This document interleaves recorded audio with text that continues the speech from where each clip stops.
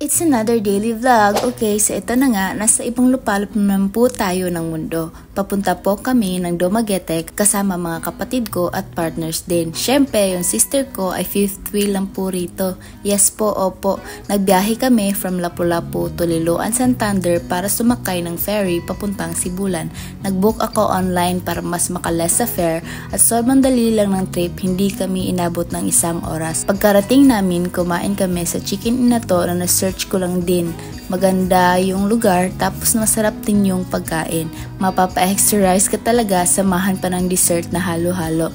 Tapos first na napuntahan namin ay Pulang Yuta sa Tanhay City. Aabot talaga ng 1 oras para makapunta pero sobrang worth it pagdating namin. Kaya na-decide na lang din kami na dito na magpalipas ng oras at antayin yung sunset. Para siyang Batanes, no? Kahit hindi pa naman ako nakapunta roon. Sobrang aliwalas, dami mong maiisip ng mga bagay-bagay at sobrang ganda ng moment na ito. Kasama mo ba naman mga mahal mo sa buhay? Sobrang ganda ng gawa mo, Lord. Sana i-bless mo pa kami lalo at bigyan na rin ng good health at long life para makita pa yung ibang likha mo. Another day na naman, salamat Lord, na pagspasyahan namin itry yung painitan sa public market nila. Nag-order ako ng 10-555, may puto, tsokolate, peanut butter at condensed milk.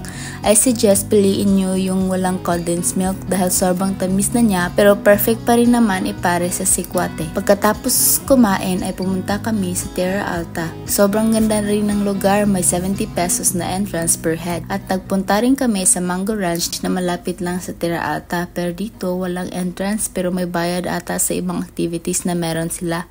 Nadaanan din namin ang sulfur vents dahil malapit lang siya sa susunod naming pupuntahan. Ang weird ng amoy pero bearable naman kasi hindi rin kami nagtagal dyan. Tamang picture lang. Tapos nandito na kami sa Pulang Bato Falls. Mukhang orange naman yung bato. Baka colorblind lang po ako. Sorry po. Daming shots na naganap dito na para bang promoter tayo ng lugar. Pero ang ganda rin naman talagang i-promote nito. Hindi na ako nakapag-vlog pa uwi dahil gikapoy na po kami at masarap nang matulog dahil may duty pa po. Another day at ang highlight ng trip na ito ay mag-free diving. May mga clips ako dito na sobrang ganda talaga at na-convince ko pa sila na mag-free dive na rin. Natatawa nga ako sa kapatid ko dahil sabi niya sino daw may pakanan nito, ang sarap na daw kumain ng liempo.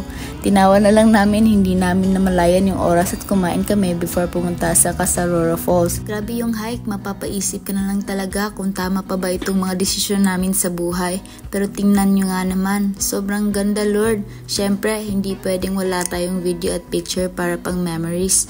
O ito na nga yung expectation versus reality. Ang importante, may magandang picture, pero ang pinaka-importante ay yung safety. Behind ng mga magagandang pictures ko ay yung tour guide namin. Char, boyfriend ko po. Hindi pwedeng picture lang, dapat i-savor ang moment na nandito tayo, kaya na-convince ko rin sila na maligo. Sobrang lamig pero sobrang init na lambingan at bonding. Dito kami sa forest camp magpapalipas ng gabi at magte-tent kami para sa full experience ng trip na ito. Sinadya ko rin talagang planuhin na dito kami matutulog para bukas ng umaga walang tao kapag magpipicture. O diba, tama nga ako, kahit sobrang lamig, hala, picture. Perfect yung time na ito dahil walang photo bomber at naging exclusive pa nga namin yung lugar. Hindi rin kami nagtagal dahil may trip pa kaming dapat abutan. Kumain muna kami dito sa A Cafe at bumili ng souvenirs at pasalubong. So ayun na nga, yung trip namin na sobrang spontaneous. May susunod pa kaya? See you next time!